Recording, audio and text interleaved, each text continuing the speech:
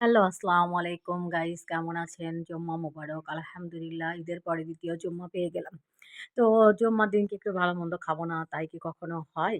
তো জুম্মার দিন কি আমি তেহারি রান্না করতেছি। তেহারি কিভাবে রান্না করি আপনাদের সাথে শেয়ার করতেছি। তেহারিতে আমি বাদাম আর কিশমিশ ব্লেন্ডার বা বেটে দেই।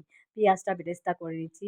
বেরেস্তা করে বেরেস্তা মানে পেঁয়াজ হালকা একটু ভাজা হয়ে গেলে পোলোয়ার চালটা আমি দিব। দিয়ে পোলোয়ার চালটা ভাজা, ভাজা করে নিব। অনেক কড়া করে ভাজবো পোলোয়ার চালটা।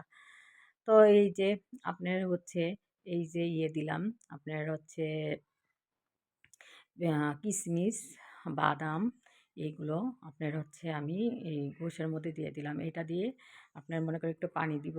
মানে এটা কষায় নিব। কষায় নেওয়ার পরে কিশমিশ আর বাদাম দিলে পরে মানে এটা অন্যরকম একটা ফ্লেভার আসে। তো এই যে যাই হোক আমার আপনার হচ্ছে পেঁয়াজটা বেরেস্তা করা হয়ে গেছে। বেরেস্তার মধ্যে আমি বেরেস্তা তো না মানে হালকা ভেজে নিয়েছি। যেহেতু চালের সাথে ভাজবো তো চালও ভাজা হবে, পেঁয়াজটাও ভাজা হবে। তো আমি চালটা অনেক ভালোভাবে কড়া করে আমি ভেজে নিব। যত কড়া করে ভাজবো তত সুন্দর হবে তেহারিটা।